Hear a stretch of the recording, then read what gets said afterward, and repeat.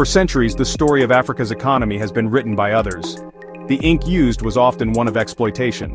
Long after visible chains of colonialism were broken, invisible ones remained, binding the continent's vast potential. These were chains of economic oppression, a system designed not for Africa's prosperity, but for the enrichment of external powers. The continent's immense natural resources, gold, diamonds, cocoa oil, were extracted and funneled away, with only a fraction of their true value returning to the people who lived on the land. This historical imbalance created a cycle of dependency. Into this landscape of historical struggle and persistent inequality stepped a new, resolute voice, Captain Ibrahim Traoré of Burkina Faso. He did not emerge from the traditional political class but from the ranks of the military, a young leader whose perspective was forged by the direct consequences of instability and foreign influence on his nation. Traoré represents a generation that has grown impatient with the slow, often stagnant pace of change.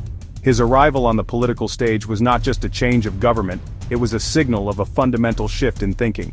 He articulated a clear and powerful message that resonated far beyond the borders of his own country. Africa's destiny must be seized by Africans themselves. Traoré's leadership is defined by a bold rejection of the status quo. He speaks a language of sovereignty and self-reliance that challenges long-held assumptions of global power dynamics. He is not a diplomat who speaks in coded language. He is a soldier who speaks with directness and conviction about the injustices his people and his continent have faced.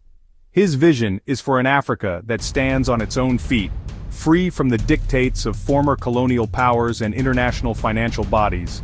His role as a leader for change is amplified by his youth. In a continent where leadership has often been dominated by an older generation, Traoré's presence is a source of immense inspiration for Africa's vast young population. Today, on September 3, 2025, the economic challenges facing Africa remain as complex as they are persistent, forming a modern ledger of dependency. A primary hurdle is the control of its currency.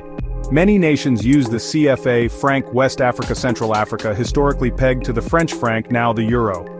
This system requires deposits of foreign exchange reserves, often as much as 50%, into the French treasury. This arrangement severely limits their monetary sovereignty. It means crucial decisions about their money supply and interest rates are influenced, if not made, in Paris and Frankfurt, not in Ouagadougou or Dakar. This lack of monetary control makes it hard to respond to local needs. The structure of international trade is another obstacle. African economies are largely commodity dependent. Cocoa oil coltan. They export raw materials for low prices and import finished goods, chocolate, gasoline, smartphones at much higher costs. Trade imbalance sends value and profits out of the continent.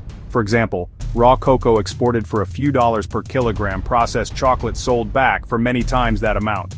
The system perpetuates poverty and blocks manufacturing development. External debt and influence of international financial institutions shape policy. International Monetary Fund, World Bank. Loans often come with structural adjustment programs. These require austerity measures, privatization of state enterprises, and market liberalization. In the face of these deep-seated challenges, Captain Traoré's fight is not one of rhetoric alone. It is a battle plan marked by decisive action and bold declarations.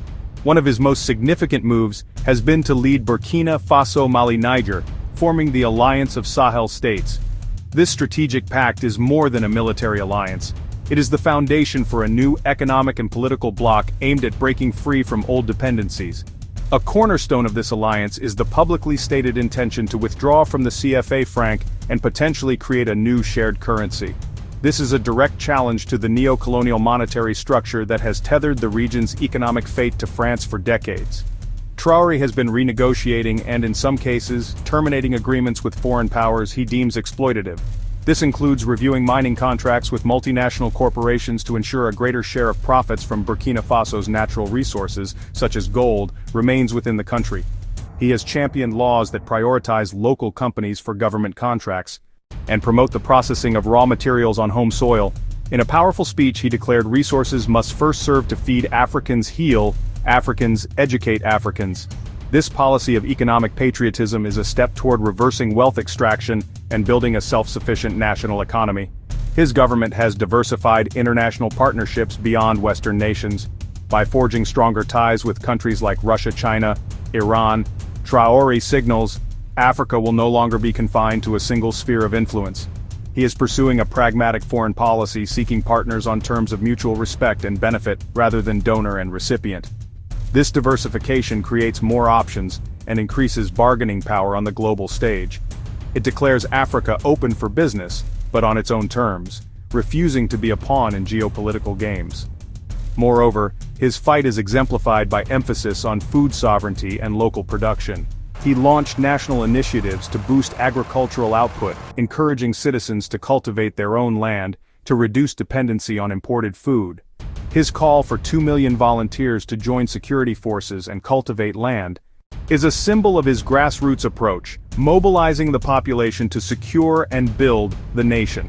By focusing on fundamental needs like food and security, he lays groundwork for a stable society where complex economic development can take root. These actions, from currency reform to agricultural mobilization, form a comprehensive strategy to reclaim Africa's economic destiny. The ideas and actions championed by Captain Traoré have ignited a powerful flame of hope across the African continent. For millions who felt powerless against entrenched systems of economic control, his bold stance is a source of profound inspiration. He gives voice to a long-suppressed desire for true independence, a future where nations are not just politically free, but the undisputed masters of their economic futures. This hope is not abstract, it is a tangible belief that a different reality is possible. It is the belief that the chains of the past can be broken and the dawn of Africa's economic freedom is on the horizon, promising a brighter, more just and sovereign future for all its people.